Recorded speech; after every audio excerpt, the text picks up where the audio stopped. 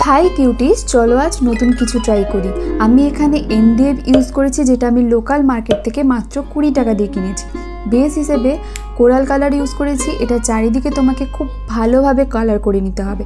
এরপর আমি ক্লেটাকে খুব ভালোভাবে মিক্স করে নিয়েছি। ভিডিওতে যেভাবে দেখিয়েছি সেইভাবে তোমাদের এমডিএফ এর উপর বসিয়ে নিতে হবে। ভিডিওটাকে না স্কিপ করে তোমরা একটু মন দিয়ে দেখো। আমি এখানে অনেক টিপস শেয়ার করব এই আর্ট রিলেটেড। आज आमी करছি লিপান आर्टर ओपर एक वाल हैंगिंग। যারা এই आर्ट सम्बन्धे जानो ना तादेर एकटू बोले दी एटी एकटी भारतीय लोकशिल्प जा राजस्थान और गुजरात थेके बिलंग करे। एटी पुरानो दिने शुधुमात्र घर साजानो काजेई आसतो ना, एटी घरके आलोकितও करतो कारण এই आर्टे ओरा मिरर यूज करतो। पुरानो दिने घरेर महिलारा माटिर घरेर देवाले उटेर गोबर गाछ शुकनो पुष्प इत्यादि दिए एकटी मिश्रण तैरी करतो। तार ओपर छोटो बड़ो मिरर बसिए देवाले नक्शा तैरी करतो।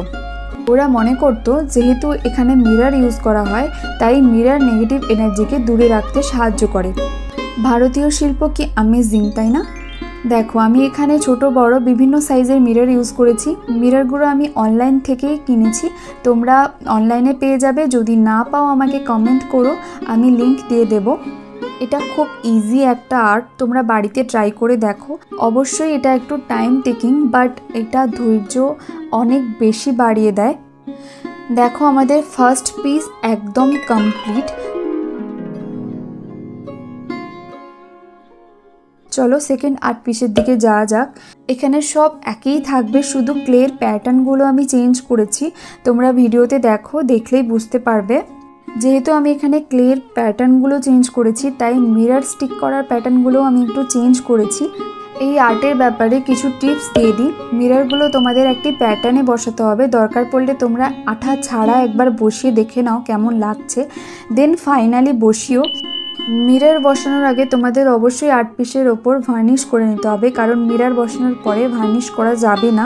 নেক্সট হচ্ছে ব্যাকগ্রাউন্ডে তোমরা যে কালারই করো না কেন ক্লের বর্ডারগুলো তোমরা হোয়াইট রাখার চেষ্টা করবে, তাতে জিনিসটা আরও অ্যাট্রাকটিভ হয়। তারপর আমি হোয়াইট অ্যাক্রিলিক কালার দিয়ে ডট করে নিয়েছি যাতে আরও সুন্দর লাগে।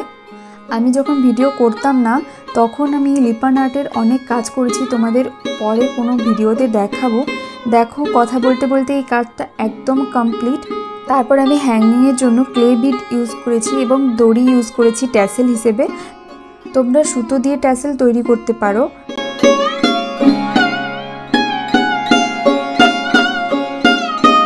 দেখো কথা বলতে বলতে এই কাজটা একদম কমপ্লিট।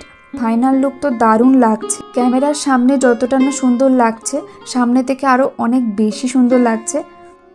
আজকে দুটো আর্ট পিস তোমাদের কেমন লেগেছে আমাকে অবশ্যই জানিও, আর দুটোর মধ্যে কোনটা সবথেকে ভালো লেগেছে আমাকে সেটা কমেন্টে জানিও।